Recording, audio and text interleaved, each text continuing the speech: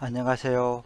오늘의 천자문 사자는 147화 하준약법입니다.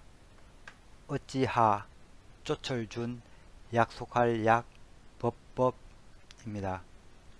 여기 하는 한나라 초대 재상이었던 소하를 말하며 약법은 한고조가 약속한 약법 3장을 말합니다. 따라서 이 사자를 번역하면은 소하가 한고조가 약속한 법, 즉 약법 3장을 쫓았다가 되겠습니다. 춘추 전국시대를 평정한 진시황은 중국 대륙을 다스리기 위해 지나칠 정도로 가혹한 법령들을 제정하였습니다. 그리고 이러한 가혹한 법은 진시황 사후에 전국에서 반란이 일어나 진나라가 망하는 원인들 중 하나가 되었습니다. 그러한 민심을 잘 알고 있던 유방은 관중에 입성하자 백성들에게 진나라 법령을 폐지하고 간소하게 3장만 지킬 것을 약속하였습니다. 첫째, 사람을 죽인 자는 사형에 처하고, 둘째, 사람을 다치게 한 자, 셋째, 도둑질을 한 자는 모두 그에 상응하는 형벌을 받도록 하겠다는 것입니다. 그렇게 법을 백성들이 따르기 쉽게 관대히 정하자 민심은 안정되고 나라는 평온해졌습니다. 이후 소하는 3장의 법만으로는 모든 죄의 시비를 가릴 수 없었기에 앞서 진나라 법을 가려 시대 상황에 맞게 한율 9장을 제정합니다. 9장은 위나라 재상 이회가 지은 도법, 적법, 수법, 포법, 잡법, 구법, 여기에다가 소하가 호법, 헌법, 구법의 3장을 더한 것입니다. 이 도는 훔치는 것이고, 적은 사람을 해치는 것이며, 이 수는 죄수에 관한 것이고, 포는 포박에 관한 것이고, 잡은 기타 사항이고, 구는 도구에 관한 것으로서 아마 도량형이 아닌가 생각됩니다.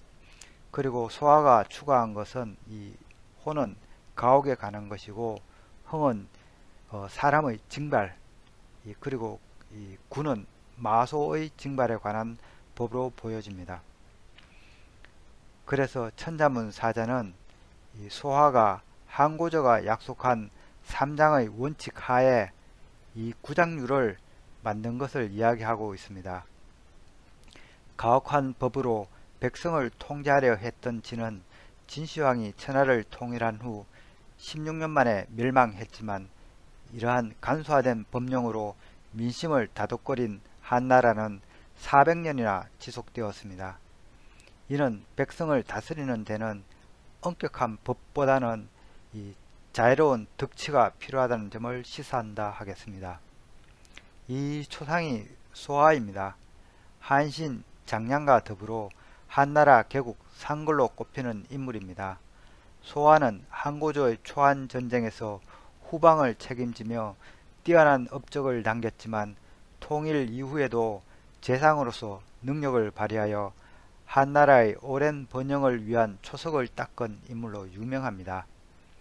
유방이 항우와 싸우면서 매번 질 때마다 후방에서 물자와 병력을 끊이지 않게 공급하여 다시 일어설 수 있게 해준 이가 바로 소하였으며, 유방에게 이름도 없던 한신을 대장군으로 적극 추천한 이도 소하였습니다. 천하 통일 이후에는 소하는 명재상으로서 나라의 법령을 정비하고 한나라를 안정시키는 데 큰 공을 세웁니다. 유방은 소하의 능력에 전적으로 의지하여 전쟁 전후로 나라의 안방 살림을 맡겼습니다. 그러나 의심이 많았던 유방은 항상 소하를 경계하였습니다. 그렇기에 소하는 틈날 때마다 유방에게 자신의 약점을 드러내고 그에게 충성을 보였습니다. 소하는 한고조의 성품을 누구보다 잘 알고 있어 욕심을 내세우지 않았으며, 전닥과 가옥은 외딴 벽지에 마련하고 집을 지을 때 담장을 세우지 않았습니다. 그의 후손들은 그러한 소하의 가르침을 물려받아 다른 공신과 그 자손이 멸문당하는 와중에도 오래도록 제후의 지위를 유지할 수 있었습니다. 그럼 글자에 대해 살펴보겠습니다. 먼저 어찌하를 설명드리겠습니다. 이 자는 사람인 변에 오를 가가 합해진 형태입니다. 오를 가는 각골자를 보면은 여기 입구자와 농사용 곡괭이가 있는 형태입니다. 즉 일하며 노래하다는 것을 나타낸 자형입니다. 따라서 처음 오를 가는 일꾼이 흥겹게 일하며 노래하는 노동요를 뜻하는 자형이었습니다. 그리고 나중에는 일하며 노래하는 것을 듣다, 들어주다 또는 그 노래를 허락하다는 등으로 그 의미가 발전하게 됩니다. 그리고 나중에는 주로 허락하다, 옳다, 바람직하다는 뜻으로 주로 사용하게 되어 오늘날에는 오를 가로 널리 사용되고 있습니다. 그런데 이 어찌하는 오를 가와 사람인의 합자는 아니고 각골자부터 있었던 오래된 자형입니다. 각골자를 보면은 여기 사람이 있고 어깨에 이렇게 괭이를 짊어진 형태입니다. 그래서 이 각골 자형의 뜻은 이 어깨에 매다, 걸치다, 내어 걸다 였습니다. 건문으로 오면서 이 괭이를 맨 사람의 이 머리 부위가 이 입구자로 그려져 있어 소리를 치는 형태가 됩니다. 이는 손에 막대를 들고 소리를 치는 것으로 이게 다르게 해석되어 그 의미가 꾸짖다, 나무라다는 새로운 뜻을 가지게 됩니다.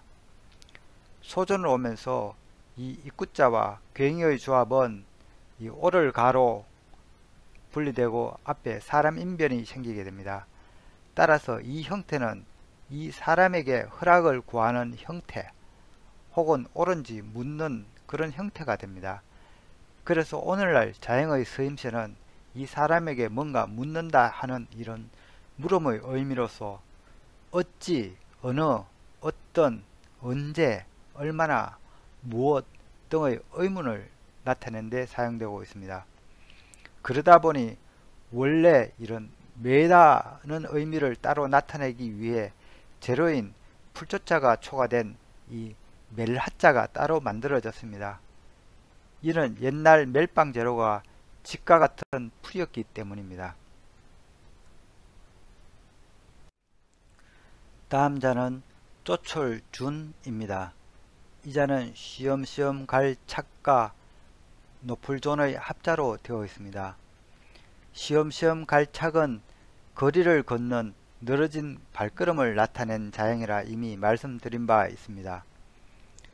노풀존은 각골자를 보면은 이 두 손으로 술잔, 제기용 술잔을 공손히 올리는 형태입니다. 일부 자형에서는 이 옆에 언덕부가 추가되어 있어 제단에 술잔을 올리는 것을 말하고 있습니다. 왜냐하면 제단은 하늘에 제사를 올리기 위해 언덕에 세웠기 때문입니다. 검문 자형도 각골자와 그 형태가 대동소이합니다. 소전으로 오면서 이 두 손은 마디촌으로 바뀌게 됩니다. 마디촌은 규칙과 법도를 의미하므로 예법에 따라 공손히 잔을 올리는 것을 의미하고 있습니다. 그래서 이 조는 처음 뜻은 제사에 쓰는 술잔, 술그럭이란 의미였습니다. 그래서 아직도 술그럭 준이란 그런 의미가 남아있기도 합니다. 그리고 이 술잔은 신이나 높은 이에게 공손하게 올리는 술잔을 의미했으므로 공경과 존경의 뜻을 담고 있습니다. 그래서 그 의미가 공경하다, 우러러다, 중히 여기다, 높이다, 높다 등으로 사용되어 오늘날에는 노풀존으로 불리고 있습니다. 이 쪼철 주는 이 소전에 등장하는 자형이 되겠습니다. 따라서 공경하다는 의미와 거리를 걷다는 의미가 함께 하고 있으므로 이는 높은 이의 뒤를 공손히 따라가는 것을 그린 것이라 하겠습니다. 그래서 그 뜻이 쫓다, 따르다 이며 높은 이의 뜻을 떠받드는 것도 의미하고 있습니다.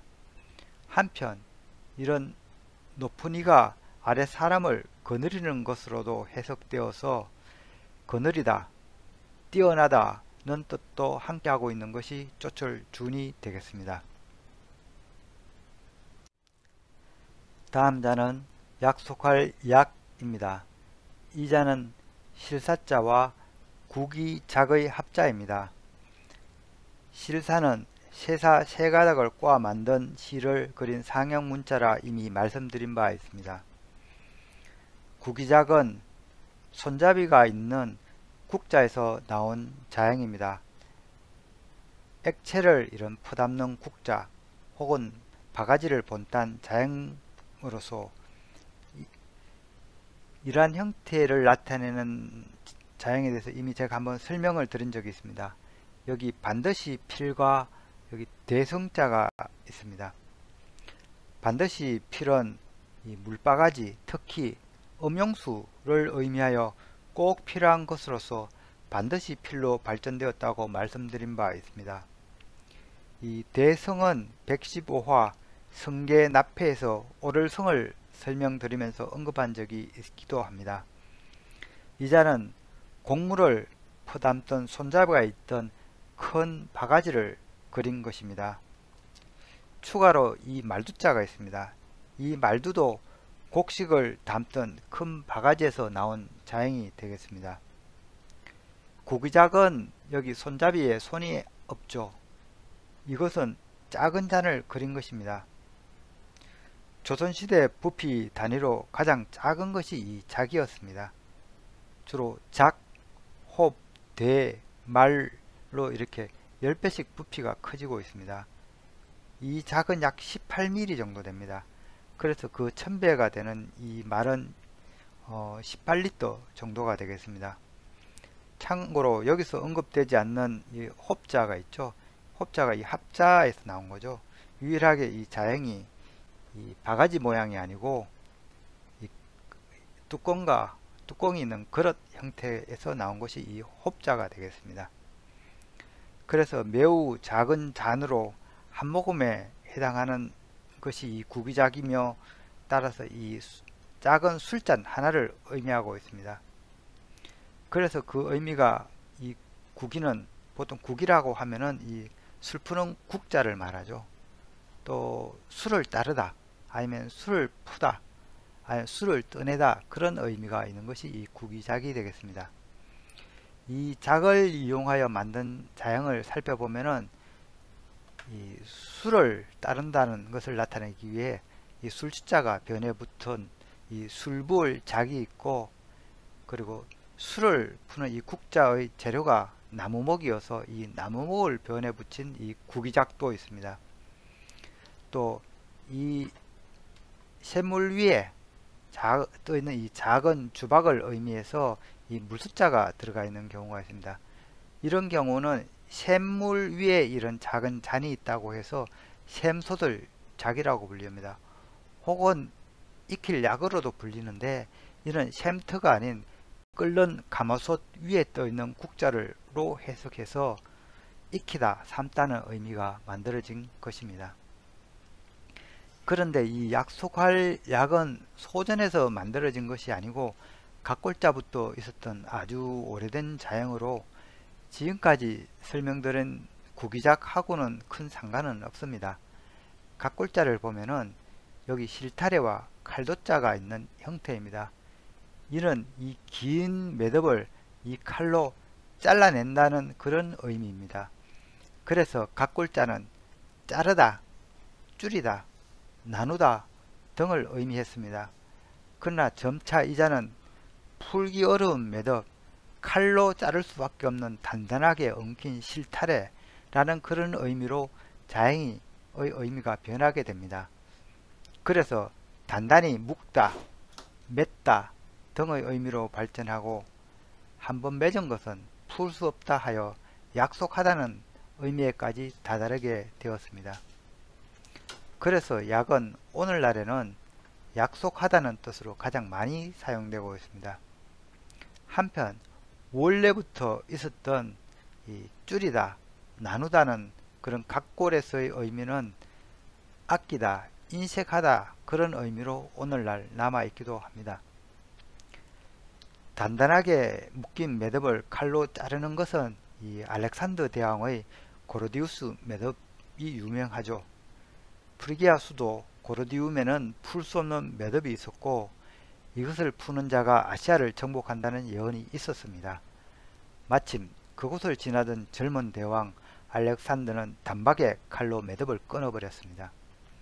그래서 어려운 문제를 대담한 발상으로 푼다고 할 때 우리는 고르디우스의 매듭을 풀었다고 하기도 합니다.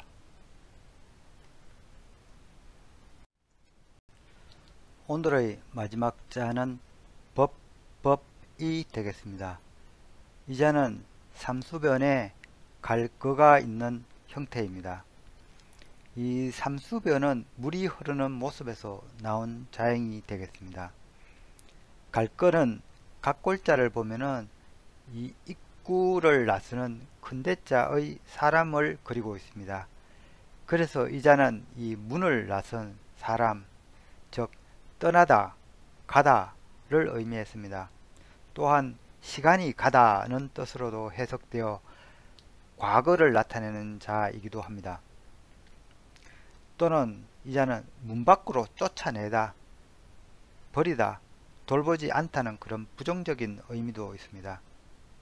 또 거꾸로 이 문 밖으로 나가는 것이 아니라 이 문으로 들어서는 것으로도 해석되어 도착하다, 거두어들이다는 반대의 의미도 갖고 있습니다. 이 소전에서는 입구자가 이런 U자의 용기 형태로 바뀌게 되었고 오늘날에는 이 당기다는 의미의 444 형태가 됩니다. 이를 보건대 이 거두어들이다는 그런 의미 때문에 형태의 변화가 생긴 것이 아닌가 추정되기도 합니다. 하지만 소전 자형들 중에는 이 입구자가 소전에 와서 이렇게 U자 형태로 표기되는 경우가 종종 있기도 합니다. 그런데 사실 이 법자는 이 소전까지 삼수변에 여기 보면 해태태 갈거의 합자였습니다. 이 자가 해태태 해태치입니다. 이 해태나 해치는 동북아시아에서 선악을 판단하는 상상의 동물로 알려져 있습니다. 죄가 있는 사람을 보면은 불로 받아버린다고 알려져 있습니다. 각글자를 보면은 머리에 뿔이 이렇게 양갈래로 난 이 들소를 그리고 있습니다. 들소는 이 나쁜 사람을 뿔로 들이받는다는 토테미즘에서 출발한 자형으로 보여지고 있습니다. 그런데 근문으로 오면은 이 짐승의 머리 이 중앙에 이 쇠목골의 이 큰 뿔이 있고 이 양갈래의 선은 이 뾰족한 귀로 변하게 됩니다. 이 사진은 부기 때 만들어진 해태토입니다.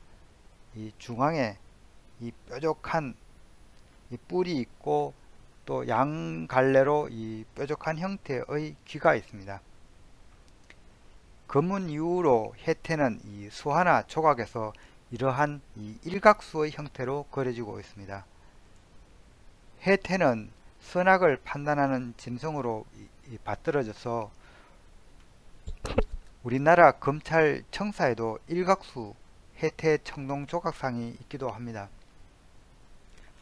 법자는 이 검문 자형을 보면은 이 여기에 이 물이 흐르고 있고 이 문을 통해 들어선 이 사람 그리고 여기 해태가 있습니다. 이는 문에 들어선 사람이 이 해태의 심판을 기다리는 모습이라고 합니다. 해태는 죄가 있는 사람을 뿔로 받아 물에 빠뜨려 버린다고 전해지며 이 물은 이 죄인의 죄를 씻는 것을 의미한다고 합니다. 그런데 소전에서는 이 자형이 너무 복잡하여 가장 중요한 상징물인 이 해태를 빼버리고 이 삼수변 물과 갈거만 남겨 법법자로 간략하게 만들어지게 됩니다. 결론적으로 이 자형은 사람의 잘못을 단죄한다는 그런 의미에서 사람을 다스리는 법을 의미하는 자입니다. 이후 법은 진리, 방법, 모형 등의 의미로 다양하게 그 의미가 변하게 됩니다. 이상으로 오늘의 천자문 사자 하준약법, 즉 이 소화는 이 항고조가 정한 약법 3장을 따라 한율 9장을 제정하였다는 사자성어를 마치도록 하겠습니다. 이 소화는 한나라 내정의 정권을 갖고 있었음에도 항상 항고조에게 몸조심을 하였습니다. 그리고 자신이 일군 나라가 망하지 않도록 기초를 열심히 닦았습니다.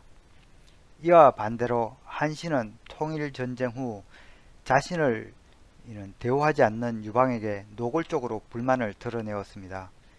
이에 여후는 한신을 제거하기로 마음먹고 유방이 진의의 난을 진압하러 간 사이 이 소화와 모의하여 한신을 제거하게 됩니다. 한신을 대장군에 올린 이도 소화이지만 그를 없앤 이도 소화였기 때문에 천하 통일 후 한신은 소화에겐 그 기능을 다한 말판의 말뿐이었던 것 같습니다. 그렇지만 소화는 이 조참의 우직함은 쓸만하다 판단했습니다. 조참은 진나라 지방관리로 있을 때부터 소화가 부하로 데리고 있었습니다. 둘 사이가 나쁠 까닭은 없었지만 천하 통일 후 공신서열을 매길 때 100명의 조참보다 1명의 소화가 더 중요하다는 말이 나오면서 서로 사이가 틀어졌습니다. 그러나 누구보다 소화를 잘 알고 있던 이도 조참이었습니다. 소화가 죽었다는 말을 듣자마자 조참은 자신이 상국의 자리를 물려받았음을 바로 알았다고 합니다. 재상에 오른 조참은 소화가 하던 일을 전혀 바꾸지 않고 그대로 따랐습니다.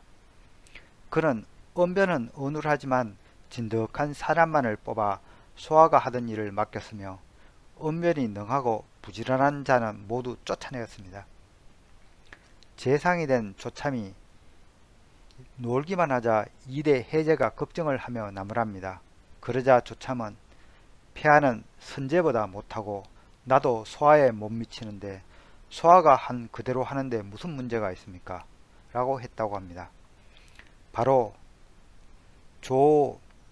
소규, 조수라는 고사가 여기서 나오게 됩니다. 즉 소화가 정한 규칙을 조참이 따라한다는 말로 옛 법과 제도를 그대로 답습하는 것을 말합니다.